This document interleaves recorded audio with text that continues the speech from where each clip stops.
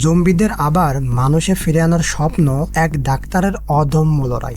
নিজের জীবনকে তুচ্ছ করে সে চেষ্টা করে অসম্ভবকে সম্ভব করতে, কিন্তু শেষ পর্যন্ত কি সে সফল হতে পারে, নাকি এই ভয়ঙ্কর ভাইরাসের কাছে হেরে যায় সব আশা? জানতে হলে দেখতে হবে আজকের এই সিনেমা। গত পর্ব যেখান থেকে শেষ হয় সেখান থেকেই এই পর্বের শুরু হয়। যারা গত পর্ব দেখেননি তারা এই ভিডিওর আই বাটনে ক্লিক করে দেখে নিতে পারেন আগের পর্ব। এতে আপনারা এই পর্ব ভালোভাবে বুঝতে পারবেন। গল্পের শুরুতে আমরা দেখতে পারি জিমি তার আস্তানায় স্পাইককে নিয়ে আসে। তখন জিমি স্পাইককে বলে, তুমি যদি বেঁচে থাকতে চাও তাহলে আমার এই টিমের একজনের সাথে লড়াই করে টিকে থাকতে হবে, অর্থাৎ একজনকে মেরে তার জায়গায় অবস্থান তোমাকে নিতে হবে, কারণ জিমি দুর্বলদের তার টিমে রাখতো না।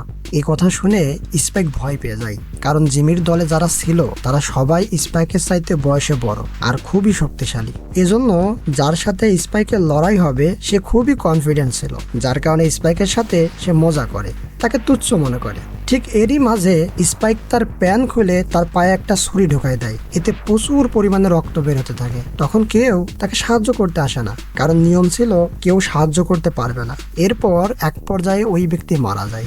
জিমি তখন স্পাইককে ওই ব্যক্তির জায়গায় বসায় আর তার নাম দেয় জিমি, কারণ সে সবার নাম দিয়েছিল জিমি। সে নিজেকে শয়তানের ছেলে মনে করত, আর তার কথা সবাইকে মানতে হবে, এটাই ছিল তার নিয়ম। যদি কেউ না মানে তাকে মারা যেতে হবে। এরপর তারা সেখান থেকে বের হয়ে যায়। এদিকে তখন আমরা দেখতে পারি জঙ্গলের ভিতরে একজন ব্যক্তি আলফা জম্বি স্যামসনের সামনে পড়ে। স্যামসন তখন ওই ব্যক্তির চেহারার মাঝে জম্বি দেখতে পায়, যেটা তার উপর আক্রমণ করবে ভাবছে। তখন সে ওই ব্যক্তির মাথা হাত দিয়ে টেনে উঠিয়ে ফেলে। আর এদিকে তখন আমরা ডাক্তার ক্যালসনকে দেখতে পাই। ট্রেনের ভিতরে মারা যাওয়া সেই জম্বির কথা মনে আছে। সেই জম্বি ছিল স্যামসনের স্ত্রী। ক্যালসন জম্বিটিকে তখন নিয়ে যায় তার আস্তানায়, কারণ সে তার মাথার খুলিটা নেবে। তখন সে তার আস্তানায় যেতে যেতে গান গাইতে থাকে। আর এদিকে স্যামসন তখন ওই ব্যক্তির মাথা খাচ্ছিল, তখন সে গান শুনতে পায়। এরপর সে তার দিকে যায়। তখন ক্যালসন সামনে দেখে আলফা জম্বি। এটা বুঝতে পেরে সে দাঁড়িয়ে যায়। তখন স্যামসন তার দিকে আসলে সে নেশা জাতীয় তীর তার দিকে নিক্ষেপ করে। এতে স্যামসন শান্ত হয়ে যায় এবং সে নেশার ঘরে থাকে। এরপর আমরা দেখতে পারি ডাক্তার ক্যালসন সে জম্বিটাকে পুড়িয়ে ফেলে। পুড়িয়ে ফেলার পর এবং সে তার লুকানো ঘরে যায় এবং সেখানে গিয়ে সে তার গান শোনে এবং তার সামনে আমরা তার পরিবারের ছবি দেখতে পাই। পরের দিন স্যামসন সেখানে আবার আসে, কারণ সে নেশাটা খুব মজা নিচ্ছিল। তখন ডাক্তার ক্যালসন সেটা বুঝতে পারে এবং তার উপরে সেই নেশা জাতীয় তীর আবার নিক্ষেপ করে। এতে সে আবার সেই নেশায় চলে যায়। তখন ক্যালসন তাকে বলে, আমি এখানে অনেকদিন যাবত আছি জম্বিদের মুখ থেকে শুধুমাত্র কথা শোনার জন্য এবং তাদেরকে ঠিক করার জন্য। এর জন্য সে অনেক ধরনের ওষুধ তৈরি করেছে। স্যামসন তখন নেশার ঘরে থাকে, সে কিছু বলে না, শুধু হু হু করে। ক্যালসন তখন তীরে লাগানো নেশা দ্রব্য সে নিজে খায়। এতে সে নেশার ঘরে অজ্ঞান হয়ে ঘুমিয়ে যায়। জ্ঞান ফিরে সে দেখে তাকে স্যামসন কিছু করেনি। এটা দেখে ক্যালসন অবাক হয়ে যায়। এরপর থেকে আমরা দেখতে পারি স্যামসন সেখানে প্রায় আসে নেশা করার জন্য। এদিকে একদিন দেখি কিছু লোক জঙ্গলে আসে। তখন একটা জম্বি আসে, একজন তার উপর আক্রমণ করে মেরে ফেলে। এতে জম্বি চিৎকার করে, আর চিৎকার শুনে অনেকগুলো জম্বি সেখানে চলে আসে। বাকিরা দুজন পালাতে থাকে। সেখানে একজন প্রেগনেন্ট মহিলা ছিল, সেও পালাতে থাকে। কিন্তু ওই ব্যক্তি সে আর পালায় না, সে তাদের সাথে লড়াই করে এবং এক পর্যায়ে জম্বির রক্ত মুখে এসে পড়ে। এতে সেও জম্বিতে পরিণত হয়। আর এদিকে পালিয়ে যাওয়া ব্যক্তিরা তারা তাদের বাড়িতে যায়। বাড়িতে যেয়ে তার পিতাকে দেখতে পায়। তার পিতা তখন বলে বাড়িতে মেহমান এসেছে। তখন আমরা দেখতে পারি সেখানে জিমিরা জোরপূর্বক খাবার খাচ্ছিল এবং তাদেরকে নিজেদের দলে যুক্ত হওয়ার জন্য বলে, কিন্তু তারা কেউ যুক্ত হওয়ার জন্য সম্মতি জানায় না। এতে জিমি তার লোকজনদেরকে বলে তাদের উপর আক্রমণ করতে। আক্রমণের এক পর্যায়ে সেখান থেকে প্রেগনেন্ট মহিলা পালিয়ে যায়। তখন আমরা দেখতে পারি জিমির লোকজন তাদের সবাইকে ধরে আনে এবং তাদেরকে আস্তানায় নিয়ে যায়। এদিকে আমরা দেখতে পারি ক্যালসন গান গায় আর নাচ করতে থাকে, আর তখন সেখানে বসেছিল স্যামসন। এরপর এক পর্যায়ে ক্যালসন স্যামসনকে উঠিয়ে তার সাথে নাচ করতে থাকে। আর এই দৃশ্য দূর থেকে দেখতে পারে জিমির একজন লোক, ক্যালি নামের মেয়ে। সে এসব দেখে অবাক হয়ে যায়। এদিকে তখন আমরা দেখতে পাই জিমি ওই ব্যক্তিদের ধরে এনে তাদের শরীরের চামড়া তুলে ফেলতে থাকে। এই দৃশ্যটি ছিল খুবই ভয়ানক, আর এই দৃশ্য দেখে স্পাইক আর সহ্য করতে পারে না। সে বাইরে দৌড়ে এসে বমি করতে থাকে। আর তখন আমরা দেখি ক্যালিও সেখানে আসে।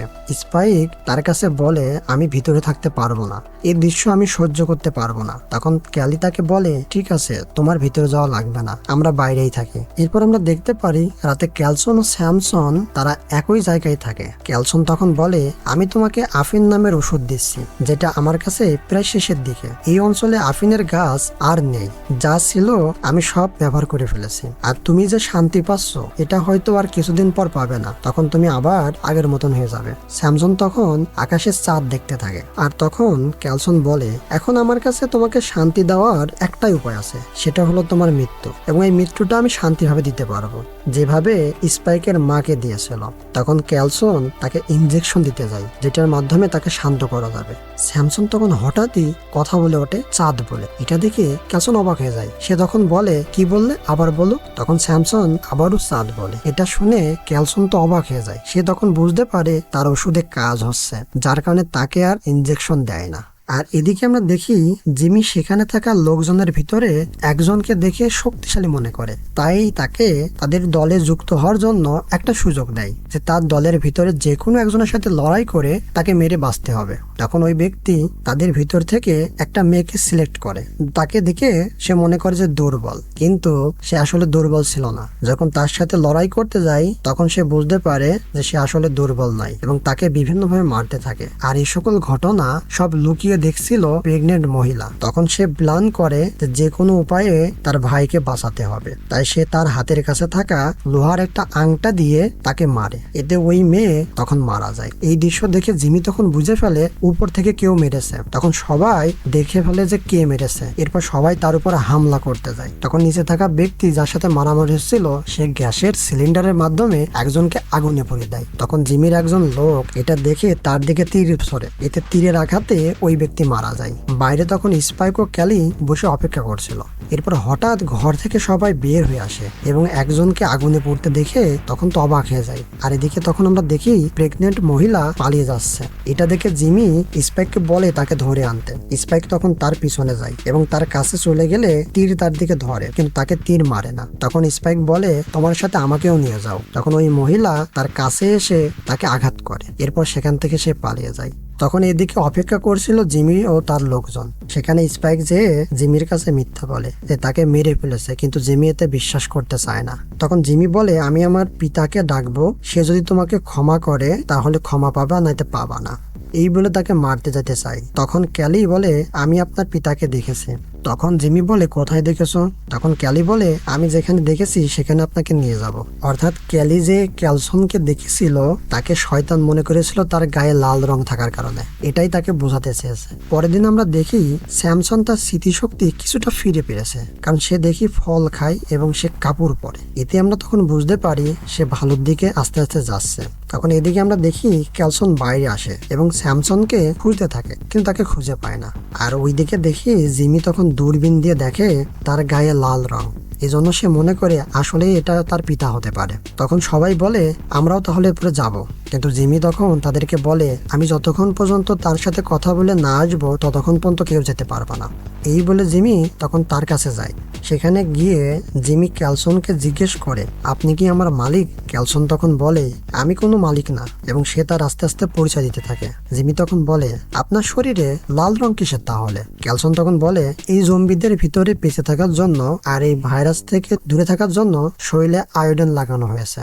আর এখানে যে হাড্ডিগুলো দেখছো এগুলো সবই আমার পরীক্ষার অংশ। তখন জিমি বলতে পারে যে সে যাকে ভাবছে মালিক হিসেবে আসলে তিনি মালিক না, কিন্তু জিমি তার লোকজনদের কাছে মিথ্যা বলে কথা দিয়েছে ইনিই হলো মালিক। এখন সে যদি যে বলে ইনি মালিক না, তাহলে পরে তার লোকজন তার উপর থেকে বিশ্বাস চলে যাবে। এজন্য সে প্ল্যান করে। সে ক্যালসনকে বলে, তুমি আমার মালিক হবে এবং সেটা সাজতে হবে।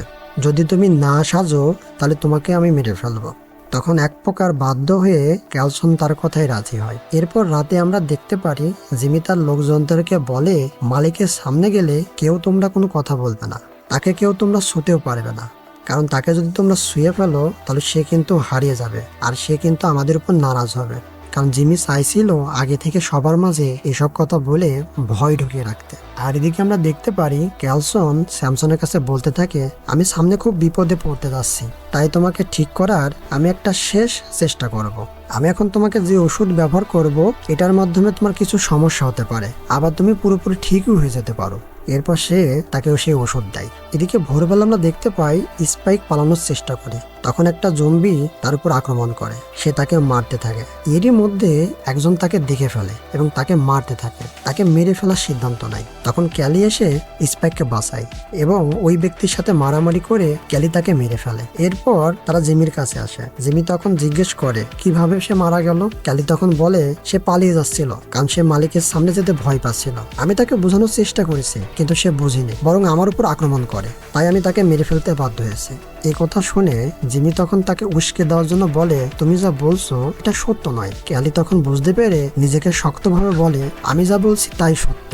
তখন জিমি বিশ্বাস করে, আর এভাবেই ক্যালি স্পাইককে বাঁচিয়ে দেয়। সকালে দেখতে পাই ক্যালসন স্যামসনকে খোঁজে, কিন্তু খুঁজে পায় না। আর এদিকে স্যামসন পানিতে যেয়ে নিজের ভিতরে একটা অনুভূতি খুঁজে পায়। এরপর সে সামনে এগিয়ে যেতে থাকে এবং সেখানে ট্রেন দেখে এবং ট্রেনের ভিতরে যায়। তখন সে ট্রেনের ভিতর যেতেই আস্তে আস্তে তার পুরাতন স্মৃতি মনে পড়ে। সে ছোটবেলা ট্রেনের ভিতর ছিল এবং বড় হয়ে সেখানে ট্রেনের ভিতরে ছিল। তখন একজন ট্রেনের টিকিট চাইতে আসে, এটা দেখার পর সেই টিকিট চাওয়া ব্যক্তি হঠাৎই জম্বি দেখা যায়। তখন সে ভয় পেয়ে যায়। এরপর বাস্তবে এসে দেখে সেখানে অনেকগুলো জম্বি চলে এসেছে, আর জম্বিগুলো বুঝতে পারে স্যামসন মানুষে পরিণত হয়েছে, তাই তার উপরে আক্রমণ শুরু করে। আর স্যামসন ছিল খুবই শক্তিশালী, তাই একে একে সবাইকে মারতে থাকে। কিন্তু অনেক জম্বি তার উপরে আক্রমণ করে, তাকে কামড় মারে এবং তার মুখের উপর রক্ত দিয়ে দেয়, কিন্তু এতেও স্যামসনের কিছু হয় না, সে তাদেরকে মারতে থাকে। এদিকে আমরা দেখতে পারি ক্যালসন রাতে শয়তান সাজার জন্য সবকিছু তৈরি করতে থাকে, কারণ সে জিমিকে কথা দিয়েছে সে শয়তান সাজবে। এরপর আমরা দেখতে পাই রাতে জিমি ও তার লোকজন সবাই সেখানে যায়, তারা সেখানকার পরিবেশ দেখে ভয়ে থাকে। এরপর তখন ক্যালসন শয়তানের বেশে সেখানে আসে এবং সে গানের সাথে সাথে বিভিন্ন ধরনের কলাকৌশল দেখাতে থাকে। এটা দেখে সবাই অবাক হয়ে যায়। তখন ক্যালসন তাদের উপরে এক ধরনের নেশা জাতীয় দ্রব্য ছড়ায়, এতে তাদের উপরে নেশা ভর করে এবং তারা নাচতে শুরু করে। আর এদিকে ক্যালসন তার জাদু দেখাতে থাকে। স্পাইক এসব দেখে পুরো অবাক হয়ে যায়, ক্যালসন কি আসলেই শয়তান এটা ভাবতে থাকে। এরপর আমরা দেখি ক্যালসন কিছু কথা বলে যেগুলো জিমি আগে থেকে শিখিয়ে দিয়েছিল। এরপর জিমি যা যা বলে ক্যালসন সেসব বিষয়ে সম্মতি দিতে থাকে, কিন্তু ক্যালসন এসব বিষয়ে সম্মতি দিতে চাইছিল না, কারণ যে বিষয়গুলো বলছিল এগুলো খুবই খারাপ ছিল। জিমি বলে আমাকে সবাই মানতে হবে, আমাদের লোক সংখ্যা বাড়াতে হবে, কথা না শুনলে তাকে মেরে ফেলতে হবে। তখন ক্যালসন স্পাইকের চোখের দিকে তাকায় এবং তাকে দেখে অনেকটা চেনা মনে হয়, এজন্য সে তার কাছে যেয়ে তার মাস্ক সরিয়ে ফেলায় এবং দেখে স্পাইক। তখন স্পাইককে বাঁচানোর জন্য ক্যালসন একটা বুদ্ধি করে। তখন সে বলে আমার জন্য একটা বলিদান চাই। জিমি, তুমি যদি আমার ছেলে হিসেবে পরিচয় দিতে চাও তাহলে আমি তোমার কাছে একটা জীবন বলিদান হিসেবে চাইব। জিমি বলে কি সেটা? ক্যালসন বলে তুমি আমার জন্য তোমার জীবনকে বলিদান দাও। এই কথা শুনে জিমি বলে আমাকে কে মারবে? ক্যালসন তখন বলে তোমারই একজন লোককে দিয়ে তোমাকে মারাবো। তখন জিমি বুঝে যায় তার জালে তাকেই ফাঁসানো হচ্ছে। তখন ক্যালি মালিকের কথা ভেবে সে তাকে মারতে যায়। তখন জিমি তাকে ভুল বোঝাতে থাকে। এরই মাঝে জিমি ক্যালসনকে ছুরি দিয়ে মারে। তখন স্পাইক ক্যালসনের কাছে যায়। এদিকে জিমি তখন ক্যালিকে মেরে ফেলার আদেশ দেয় বাকিদের। বাকিরা সবাই ক্যালিকে মারতে গেলে ক্যালি তাদেরকে সব মেরে ফেলে। আর তখন আমরা দেখতে পারি এদিকে স্পাইক জিমিকে ছুরি দিয়ে মারে। তখন জিমি সেখানে আধমরা অবস্থায় পড়ে থাকে। স্পাইক তখন আবার ক্যালসনের কাছে আসে। ক্যালি তখন বলে তুমি কি তাকে আগে থেকে চেনো? স্পাইক তখন বলে হ্যাঁ। ক্যালি বলে আপনি তাহলে মালিক নন? ক্যালসন তখন বলে মালিক বলে কেউ ছিল না, আর কেউ এখনো নেই, আর কেউ হবেও না, আছি শুধুই আমরা। তখন ক্যালি কথা শুনে ইমোশনাল হয়ে যায়।